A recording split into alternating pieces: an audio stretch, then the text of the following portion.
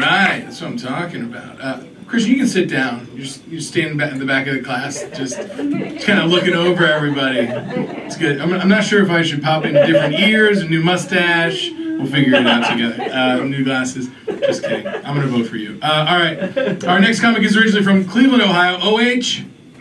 Nobody else. Okay. Our next comic is originally from Cleveland, Ohio, and you can see her on the HBO Max hit show Southside. Please welcome the very funny Kelsey Kinney!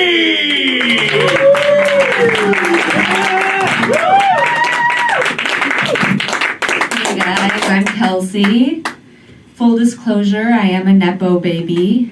My dad was actually the guy who handed out the little packets of butter at his prison's cafeteria. So, needless to say, I've had a pretty easy life, pretty charmed.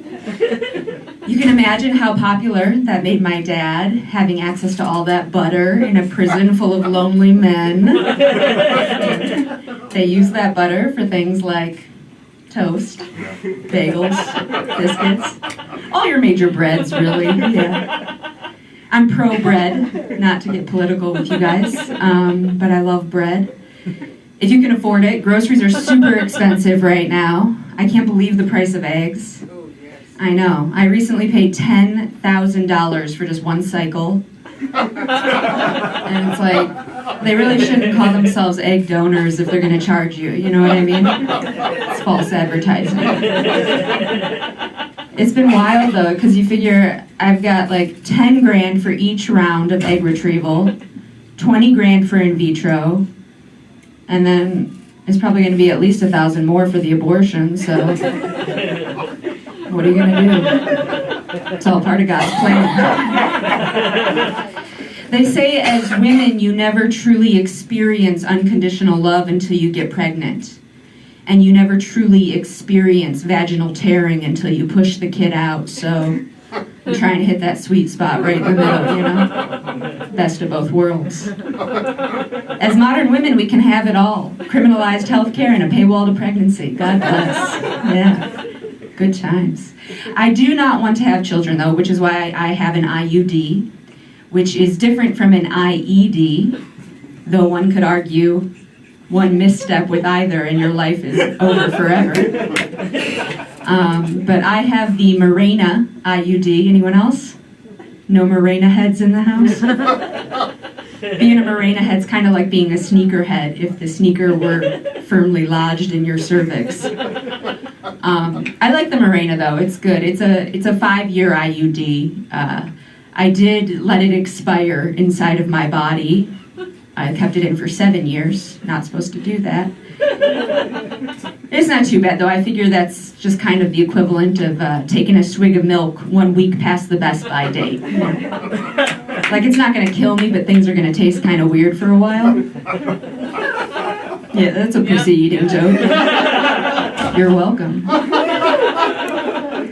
I can't have kids though. I'm ill-equipped, partly because I'm a millennial, which means that I was born in the late 80s, and I'll probably die poor. Yeah, I've decided to be buried at sea because I won't be able to afford a coffin. But, you know, I've been poor my whole life. It's not a big deal. I don't have anything against rich people. You know, I have rich friends. It's just hard to relate to them sometimes because they have different interests, like skiing and going to the doctor once a year for checkups, eating balanced meals, things like that. Does anyone here ski? I only ask so the rest of us know who to rob after the show. That's my favorite winter activity, stealing from the rich. Just enough to get by until springtime. No, I would never steal. I was raised Catholic, 12 years of Catholic school, which means that I stand before you now today as a firm believer in absolutely nothing at all. My mom is still Catholic, though, and she likes to say things like, treat other people how you would like to be treated. And it finally made me realize all my mom ever really wanted was to be emotionally manipulated and criticized for not living up to her full potential. And it's so sad, when I think of all the years I wasted trying to make her proud. when I should have been trying to make her cry. They're passive-aggressive people, the Catholics. When I do something she doesn't like, she likes to go, "Ugh, I'll pray for you." So I've been tossing it back at her with some Bible quotes. And I'll say, "And I shall pray for you. For as it says in the book of Corinthians, try not to be such a prick all the time." Thank you guys so much. I've been Kelsey, Kinney.